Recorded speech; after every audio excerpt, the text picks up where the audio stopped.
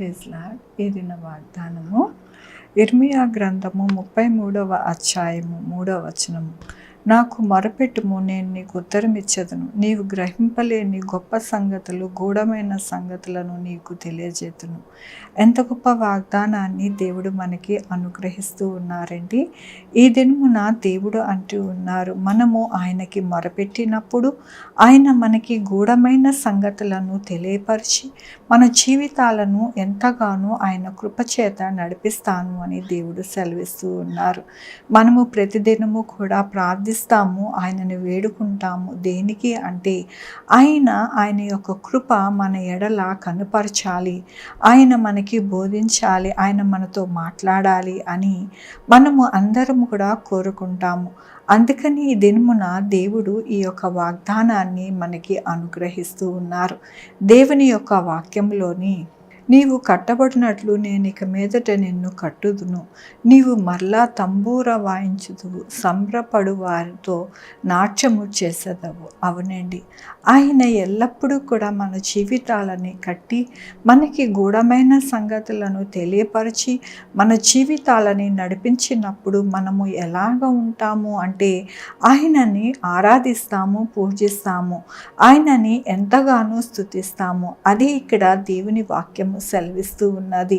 తంబూరాతో ఆయనని వాయించి ఆయన యొక్క కృపను మనము కొనియాడి ఆయన యొక్క కృపతో ఉన్నాము అని కీర్తిస్తాము అని దేవుడు ఈ దినమున సెలవిస్తూ ఉన్నారు. కాబట్టి మన యొక్క జీవితాలు ఎల్లప్పుడూ కూడా ప్రార్థించి ఆయన కృపని పొందుకొని ఎంతగానో మరి ఆయన యొక్క కృపలో వర్ధిల్లాలి అని దేవుడు ఈ దినమున మనకి ఎంతగానో ఆయన కృపను అనుగ్రహిస్తున్నందుకు దేవునికి వందనాలు చెల్లిస్తూ ఉన్నాను.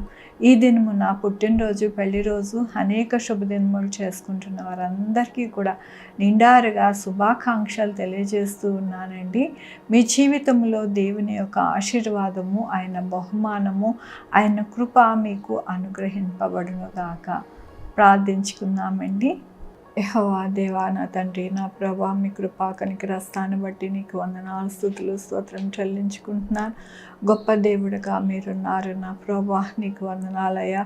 అయా నాయన, నా తండ్రి, గూఢమైన సంగతులను నాయన మాకు తెలియపరిచి నా ప్రభ మా మొర ఆలకించి మేము మిమ్మల్ని స్తుతించేవారిగా ఉంచుతానని నాయన మీరు ఇచ్చిన కృపను బట్టి నీకు వందనాలు, స్తుతులు, స్తోత్రం చెల్లించుకుంటున్నాను యేసయ్య. నాయన నా తండ్రి, ఈ దినము నా పుట్టినరోజు, పెళ్లి రోజు, అనేక శుభదినములు చేసుకుంటున్న వారందరినీ దీవించండి, ఆశీర్వదించండి ప్రభా. అలాగే నాయన నా తండ్రి, మా కొరకు ప్రార్థించమన్న వారిని నాయన, వారి బిడ్డల భవిష్యత్తు, వారి ఆరోగ్యములు, వారి చేయి పనులు, వారి ఉద్యోగం, వారి వ్యాపారం అన్నిటినీ దీవించండి, ఆశీర్వదించండి ప్రభా. యేసయ్య నాయన నా తండ్రి, మీ యొక్క కృపలో నాయన నా తండ్రి, మరి sugar, BP, thyroid, heart problem, kidney problem, AIDS, cancer, నరాల బలహీనత, పెరాలసిస్, గ్యాస్ట్రిక్ ట్రబుల్, ప్రతి విధమైన అనారోగ్యాన్ని తీసివేసి స్వస్థపరచండి ఆయన. స్వస్థపరిచి యెహోవా నేను అన్నారు.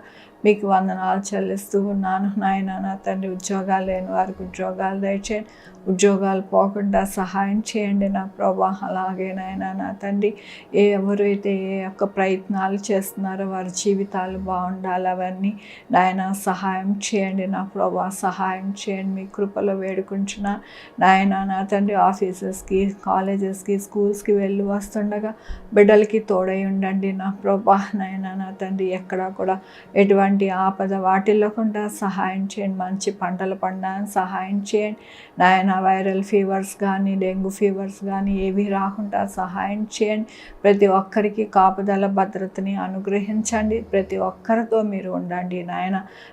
నా తండ్రి, అన్ని విషయాలలో మీరు సహాయం చేయమని కోరుకుంటూ నా ప్రభు, నా రక్షణ యేసుక్రీస్తు పరిశుద్ధమైన నామమున అడిగి వేడుకుంటున్నాను తండ్రి. ఆమేన్. తండ్రి, కుమార, పరిశుద్ధాత్మ సదాకాలం మనందరికీ తోడయుండునుగాక. ఆమేన్. God bless you.